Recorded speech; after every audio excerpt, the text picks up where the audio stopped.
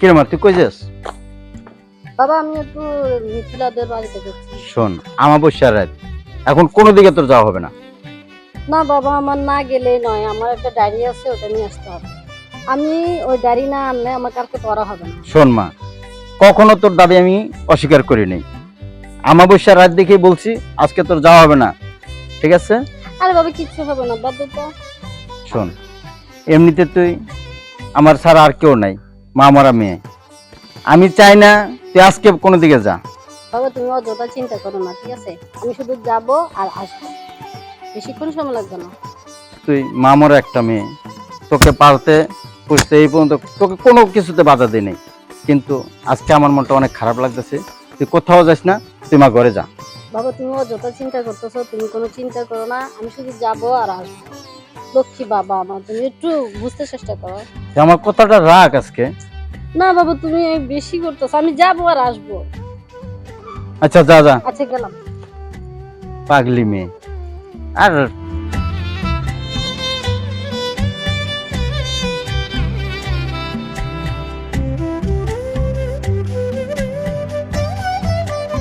রূপা, রূপা, এই রূপা, এদিকে আস তো। কি রে, কি করছিস? এই তোর একটু গাইডটা আমাকে দিবি?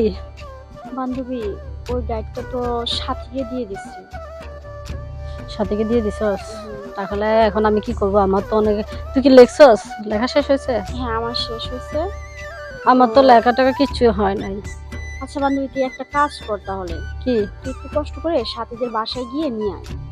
আমি সাথীদের বাসা যাব? হ্যাঁ। আচ্ছা তাহলে তো আর কিছু করার নাই, তো আমি গেলাম। হ্যাঁ আচ্ছা বান্ধবী, তুই একা যেতে পারবি? টেনশন করিস না, আমি একাই পারবো। হ্যাঁ আমি সঙ্গে যাই? না না, তুই বাসা চলে যাওয়ার পরে তোর আব্বু আবার বকা দিবে। যা, আচ্ছা ঠিক আছে। তুই যা, আমি গেলাম।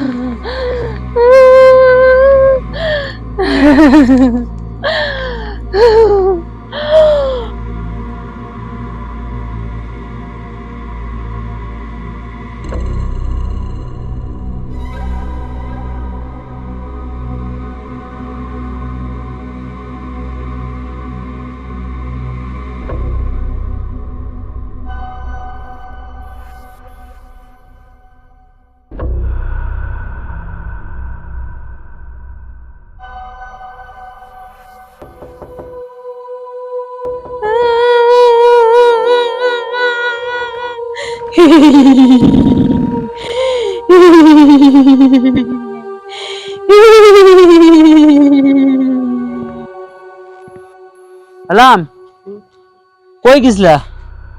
এই তো বাজারে গেছিলাম। বাজারে গেছিলে? এত রাত্রে বেলা বাজারে গেছিলে কি জন্য? এই তো বাজারে গেছিলাম, আর কলম ছিল না তো, তাই কলম আনতে গেছিলাম। তাই আব্বু বললো তুই যা, আমি নিয়ে আসি। তাই কলম আনতে গেছিলা? যাই হোক শোনো, ভালো মতন লেখাপড়া করো। বর্তমান যুগে লেখাপড়া ছাড়া কোনো মূল্য নাই। এই দেখো, আমি ছোটবেলায় বাবাটা মারা গেল, আর বাবা মারা যাওয়ার পরের থেকেই সংসারে হাল ধরতে হলো। ততদূর লেখাপড়া কিছু করতে পারলাম না, আর লেখাপড়া বেশি দূর করতে পারি নাই বলেই এ কাজ ও কাজ, এই ছোটখাটো কাজগুলো করে বেড়াচ্ছি। দেখ শোনো, লেখাপড়া ভালো করবা, মানুষের মতো মানুষ হবা, অনেক বড় ডাক্তার ইঞ্জিনিয়ার হবা, ঠিক আছে? ঠিক আছে, দোয়া করবেন। আচ্ছা অবশ্যই দোয়া করি।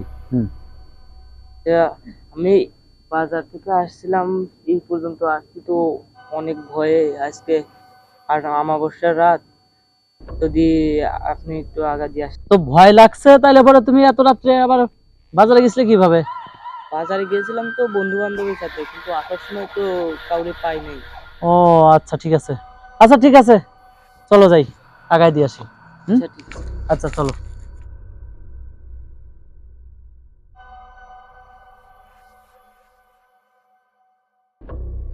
লাম, এখন যাইতে পারবা? ভাই এই যে সামনে যে লিচু গাছটা আছে না, হ্যাঁ। ওই লিচু গাছটাই না মাঝে মাঝে লড়ে, ওই লিচু গাছটা যদি পার করে দিতে। আরে পাগল, লিচু গাছ ওটা বাতাসে লড়ে, আর তাতে কি হয়েছে? আচ্ছা ঠিক আছে, চলো যাই। যাই হোক, এই গাছ গাছালি দেখে কি আর ঠিক আছে। নাম কি ব্যাপার?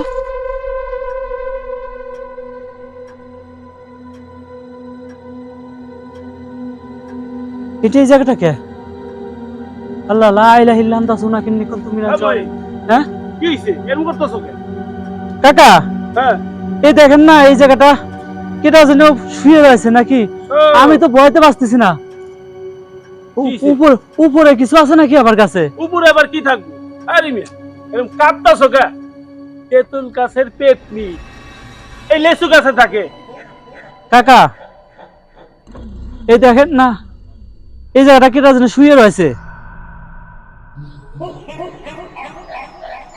হায় হায়, এদি মস্তবার মাইয়া। তাই তো মনে হয় কাকা।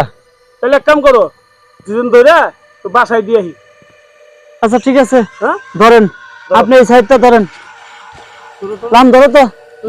হ্যাঁ ধরো, হ্যাঁ চলো চলো।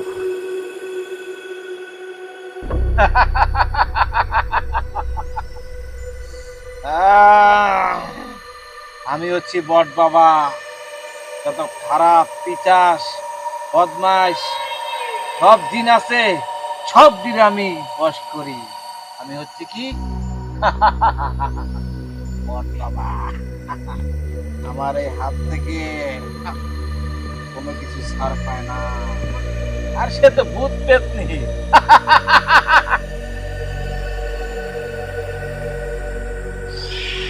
অন্তরাশা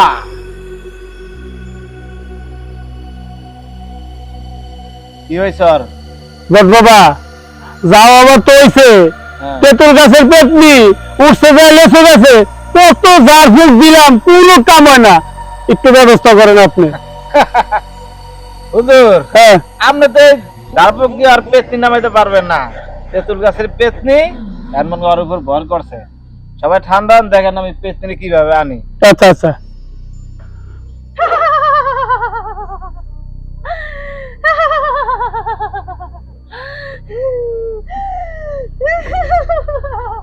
দেখছেন কিভাবে হাজির করছি?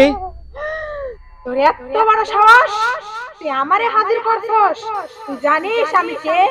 আমি তেঁতুল গাছের পেতনি। আমি যদি মন করি না, 1 সেকেন্ডের মধ্যে গাছ কাঁপাইয়া দিব। তুই আমার সাথে পাঙ্গা নিছস? এই তুই তেঁতুল গাছের পেতনি এসে তাই কি হয়েছে? এই বট বাবারা দেখে তুই ভয় পাস না? আর তুই এই মেয়েটার উপর ভর করছিস কেন?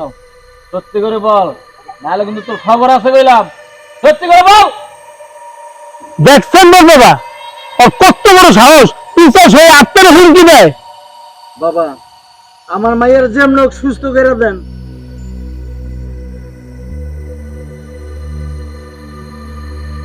বল বাবা, এই পেতনিকে যে করেই হোক দূর করেন। আমার ওই প্রতিদিন ওই লিচু তলা দিয়ে আসতে হয় বাজার থেকে, আমার অনেক ভয় করে। তুই কালকে যাবি না? না, আমি যাব না। বুঝতে পারছি তো। তুই কি বড় বাবা?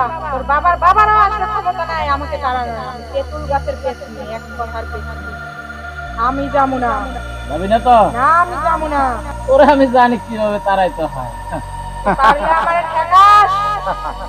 আমি যাব না।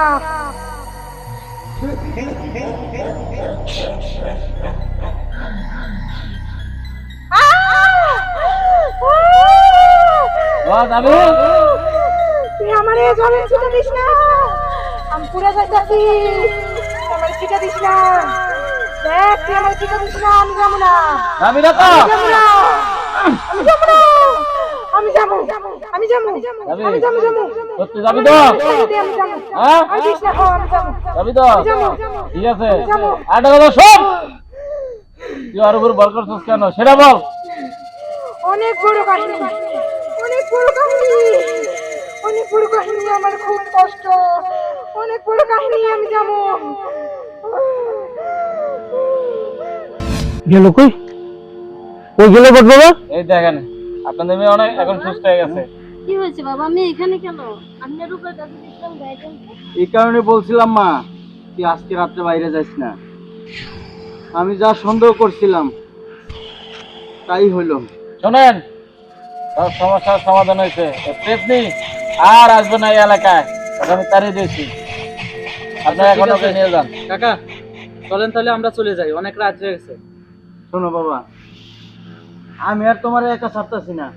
তাহলে ঠিক আছে বাবা, তোরা ঠিক থাক। এই বট বাবা কো